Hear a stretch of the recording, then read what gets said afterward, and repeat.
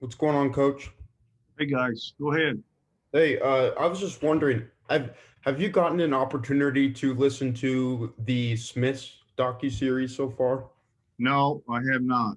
No, Uh, you have not. Okay. I'll probably do something like that in a year from now. Okay. Sometimes you just that's something that you talked about, over 4 or 5 hours. I'm a little bit, you know, I don't know, a little bit different. I like I want to wait to listen Sure. to it on my time. Yeah. Well, just so you know, if you ever do, it's very good. So, Thank you. yeah. I was just wondering, so, Bedlam this week, I guess first Bedlam of two this season. Just going into Bedlam, how is the team? How are you feeling?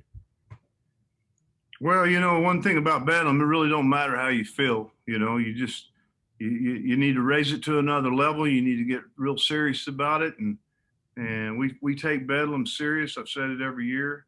It's not something that we ignore. It's something that I don't know is maybe a duel that's got a little more importance than any other. And for that reason, you want to prepare to win, and that's what we're doing. Taking it a little serious. I think I've seen my team over the last couple of days. I think there's a level of excitement, a level of intensity that I was hoping to see, and we're going to need it. With the lineup. Don't know the lineup yet, but we take Bedlam serious, and we're excited about it. And you never underestimate what can happen in that dual meet. I've been in a lot of them, and fortunately enough, I've had a lot of surprises by some of my athletes or our athletes here at Oklahoma State do some things that you didn't think they could do, and that's what Bedlam help you do. Thanks, Coach. You bet. Hey, John. I first off, I don't know why my video is not working, but I uh, hear you. how have guys like Trevor and Dakota responded from their first real kind of setback over the weekend? And how have you seen them in practice and how they've responded from those losses Saturday? You said Trevor and who? Dakota. Oh, the good thing is it's yeah,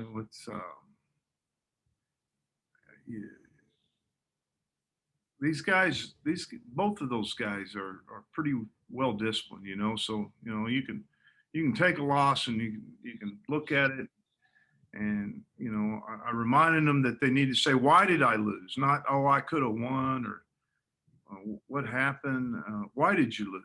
Well, you lost because of a couple of reasons. One, you're not scoring any points at 25.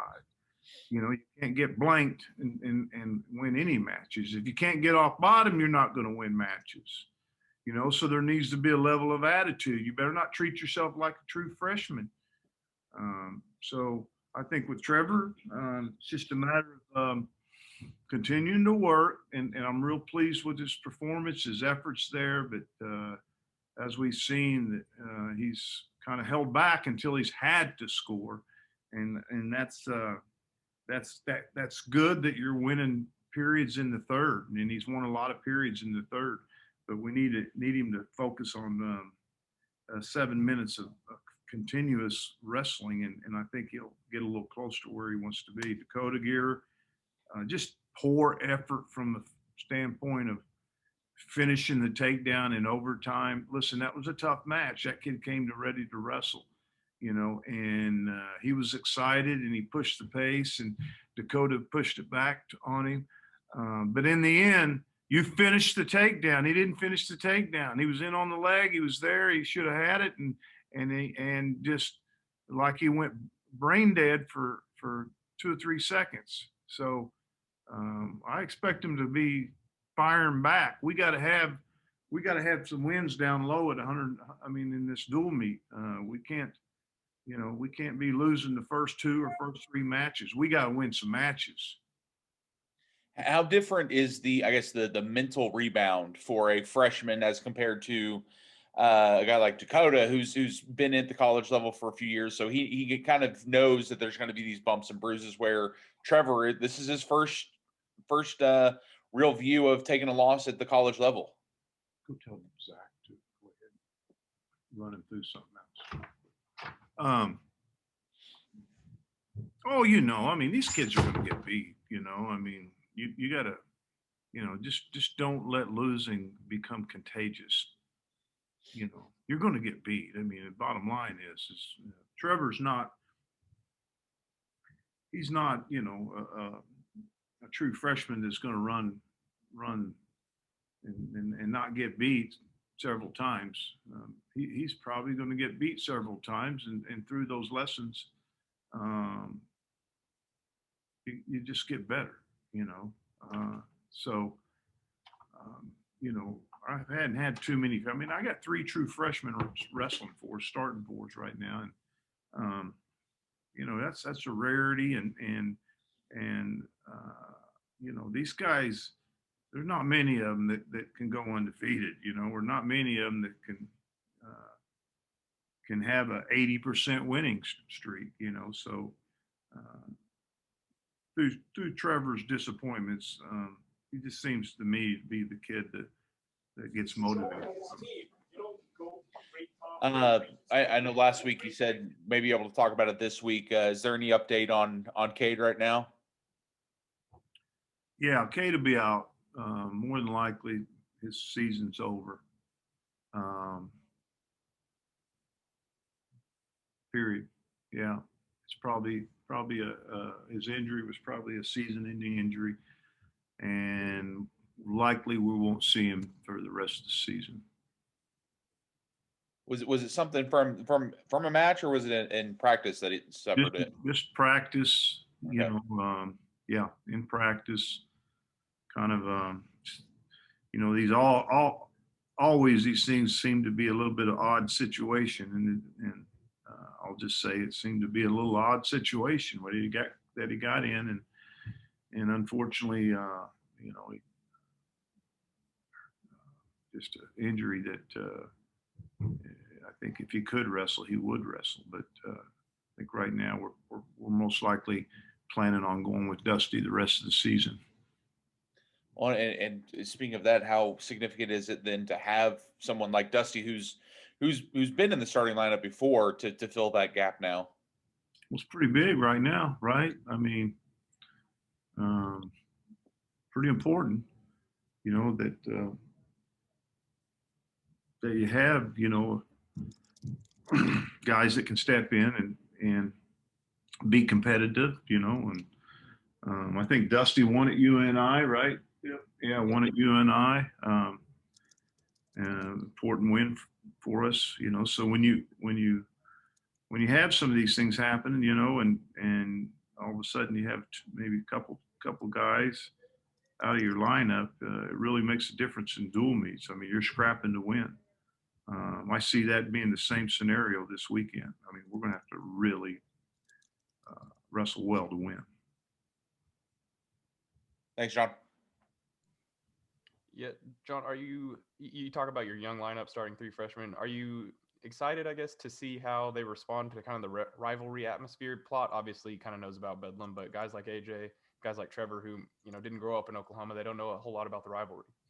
Well, I'll tell you this: I knew a lot about the rivalry, and in my first one, it was something I didn't expect. So whether you've been around it or not, this might be a little different scenario with the pandemic, but in the end, I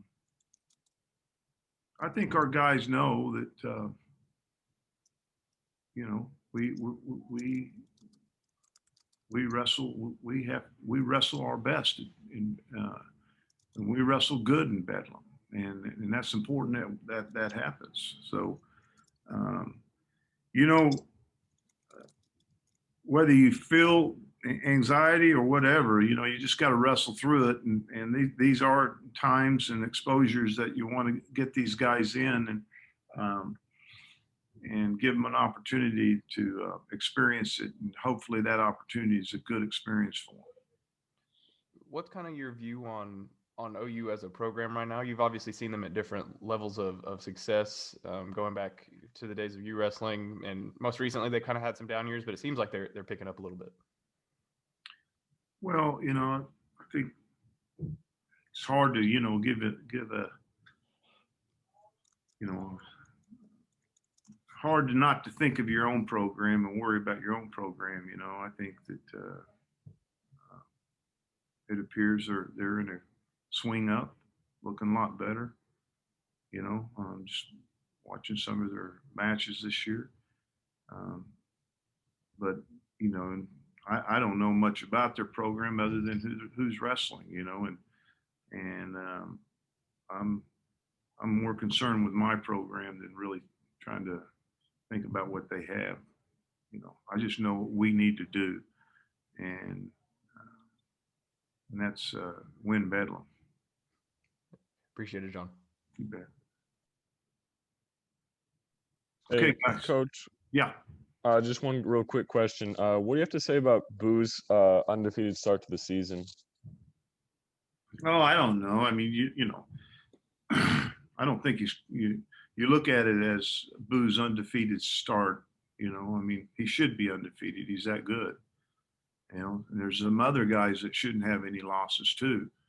We really our most competitive matches have been the last couple matches, and so what do I think of Boo as far as how he's wrestled? I really haven't really cared for it. I think there needs to be more points on the board. He should have got majors. Should have got some majors at some time. I mean, in some matches, he should have got Tech Falls in some matches where he got majors. So I have a little bit more expectation of what he should be doing. Be honest with you. I know that his major decision against Iowa State was the difference in the match, but really that should have been a Tech Fall. A lack of focus, at a critical time. You got to press yourself in these dual meets. These dual meets, that's how you become a good dual meet team. That's how you win. That's how you. That's why we're maybe number 3 in the nation in dual wins. Is we take them serious. And when you need major decisions and when you need Tech Falls, well, you got to go get them. Is that going to be the scenario on Sunday? Hell yeah, it's going to be the scenario. We better have some techs. We better have some majors. This match could be tight, and if it's tight, the guys that are scoring those bonus points is the reason why we're winning. Thank you, Coach. Mm-hmm.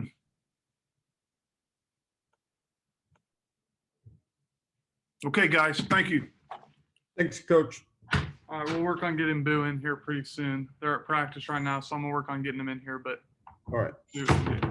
Thanks, Reed. Okay, it sounds like Coach is telling him to come in here right now.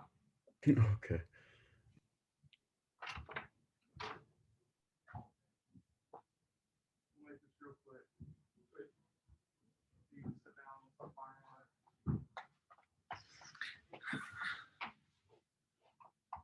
What's up, guys?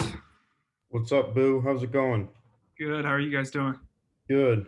Hey, my Boo, first. real quick, I'm sure that it's a case for you. This is about your 20th Bedlam, I think, by now.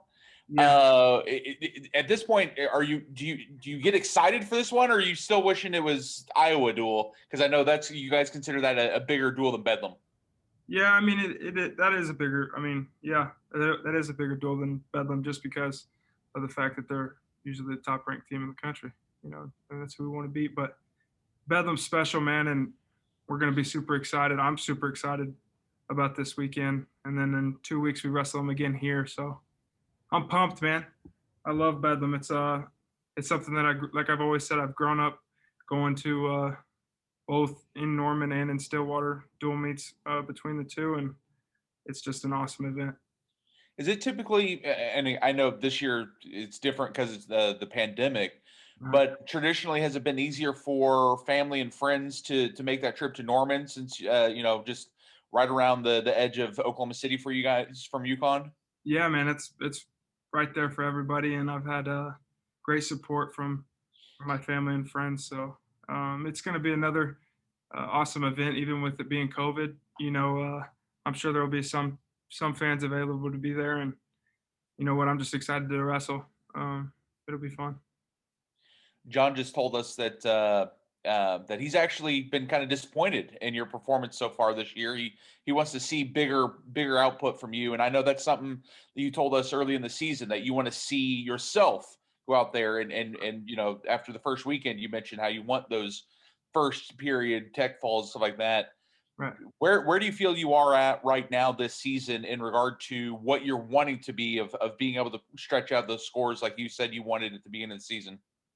I'm there. It's just a mindset, and whenever I'm executing that mindset and I don't get rattled and I stay within myself with how I train every day, then it's going to take care of itself. Those points will be put up. But the times that I start, floating around out there a little bit after something maybe bad goes in the match or just something small, I got to be able to regroup quickly and stay on track with my game plan. So I'll do Now, that. So, as a guy who's been through a lot of injuries yourself, we just found out from John that Cade is done for the season.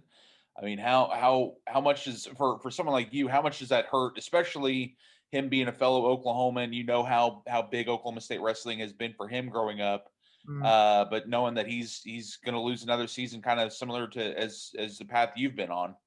yeah, man, that's it's tragic.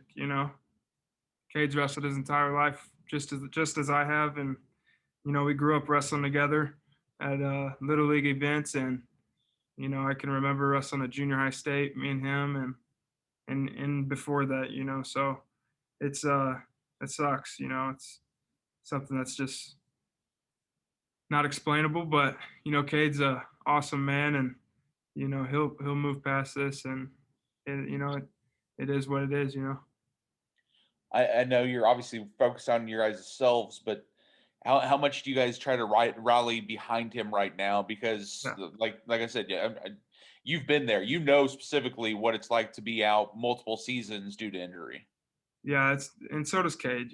He's been out plenty of times as well, and it's not fun. I know that, but Cade, he's one of the best wrestlers that I've ever competed with, and it's just something that he'll deal with, and he'll move on from it. Thanks, Boo. Yeah. Hey, Boo, I was just wondering, with Bedlam, you talk so much about, Oklahoma State, but I know OU doesn't have a whole lot of Oklahomans on their roster, but is it almost more about the OU logo on the chest rather than, say you're wrestling a person from California that just invokes the Bedlam rivalry? Yeah, right. It's just the idea of like, you know what, we're trying to win the state of Oklahoma every year. Every time we wrestle OU, you're not gonna beat me. I'm thinking I'm trying to be the best every time in the country. So we got to take care of what's going on within our state, and we'll do that. We continue to do that, and like Coach Smith says all the time, try losing one. That's something that he always says, and I haven't been a part of that. So we're gonna come in ready to wrestle this weekend. All right, and then my last question is, I'm kind of working on a story about the wrestling culture and the warrior mentality of the sport. So I have to ask, last year you guys lost the most important part of your season due to COVID. Unfortunately, the virus is still out there. But I guess is it almost fair to say that the desire to wrestle really just outweighs any of your guys' fear of the virus?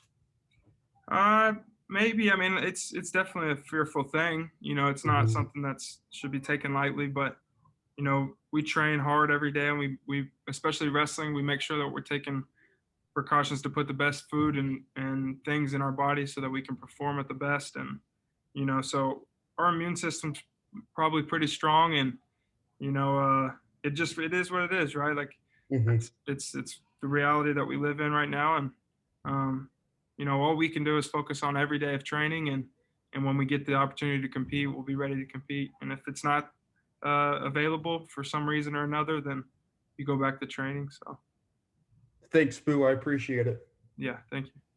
Boo, just a quick thing for me. Have you guys in the wrestling room had a chance to listen to the podcast series? So involving Coach? I'm not sure for the other guys, but I listened to the first episode 2 nights ago, or was it 2 nights ago? Yeah, 2 nights ago when it first came out, and it's awesome, man. That's a crazy story between Leroy and what happened in that whole ordeal. So I'm excited to continue to watch it. It's an awesome thing that they did.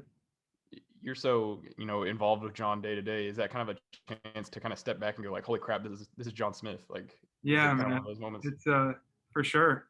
His legacy is still going to be talked about for a long time, and being with him every day and being coached by him, it's a very unique and special opportunity. So I'm grateful for it. Appreciate it, Boo. Any other questions for Boo? No. All right. Thank you. Thanks, guys. Thanks, Boo. All right, guys. Thank y'all. Thanks, Reed.